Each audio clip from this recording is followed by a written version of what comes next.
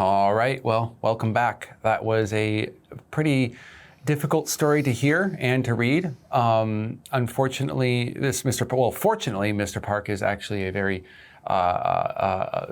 good entertainer. So he was able to, in his eyes, make a lot of money, and he needed somebody to help take care of that money. And who better than his supposedly financially savvy brother? Well, after many, many years of managing, being a steward of his money, this brother, or I should say after many years, Mr. Park noticed that his brother was maybe not being so honest with where that money was going. Mm-hmm. Basically, long story short, it was embezzlement. The brother allegedly was taking his money, his property, everything of his assets and putting it in under his name, or I believe maybe also his wife's name, to basically take everything from him. When this was figured out by Mr. Park, he was obviously not very happy. However, the father seemed to be stepping in right now and trying to take the blame.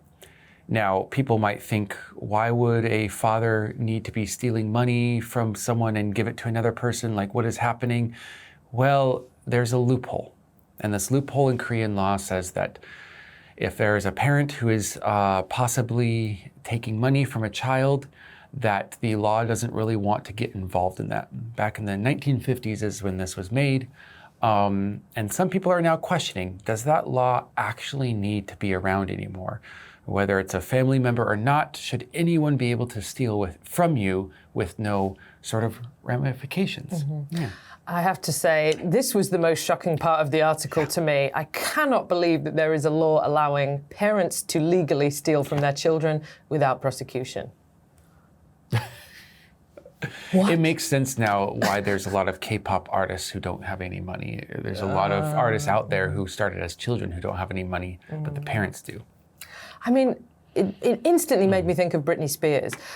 She, last year, took her parents to court, particularly her father. You know, he had taken control of all of her money and put her in life, and put her into some kind of legal control situation, and she had to fight through the courts to get out of it and to get control of her assets again.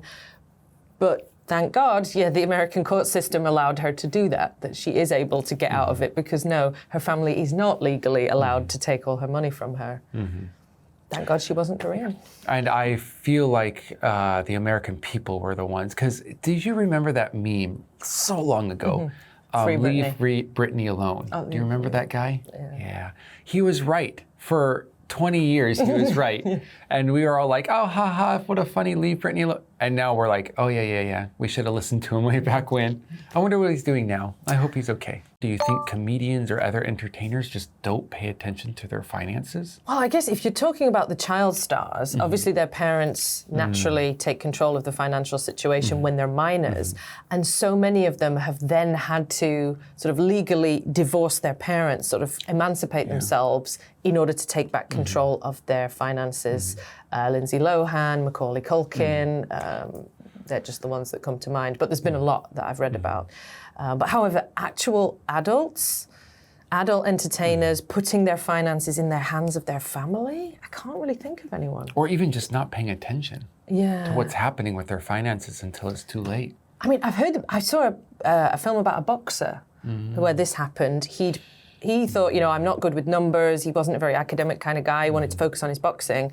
So his brother said, well, I'm good. I was good at school, so I'll do it for you. I was good at school. And I'm summarizing He thought his brother was smart, so he said, okay, you do the finances. But then after a couple of years, the brother had embezzled all the money and disappeared. Yeah. And he was left with nothing. Would you trust your family member with your finances?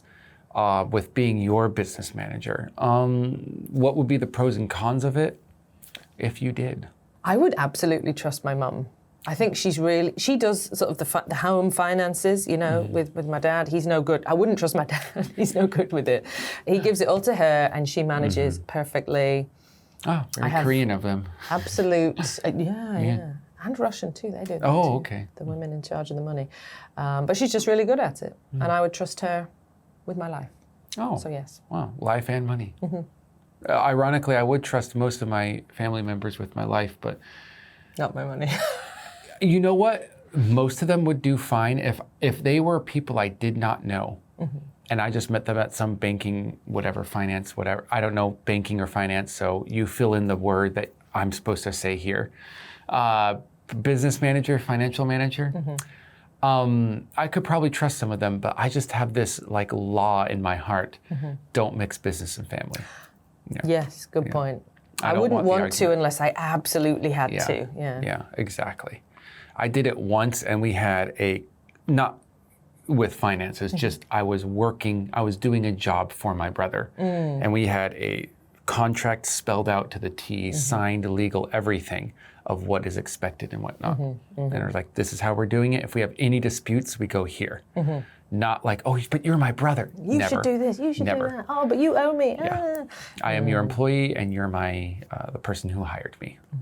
That's it. Safe. Let's check out the vocabulary and see how we could learn from the vocabulary and learn from the mistakes of others. Bye.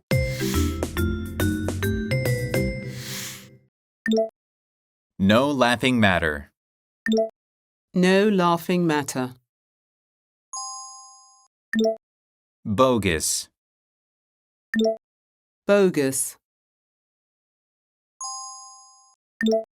Meddle.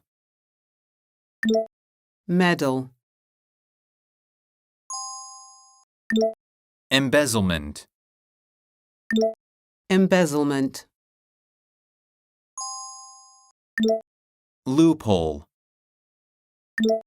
Loophole.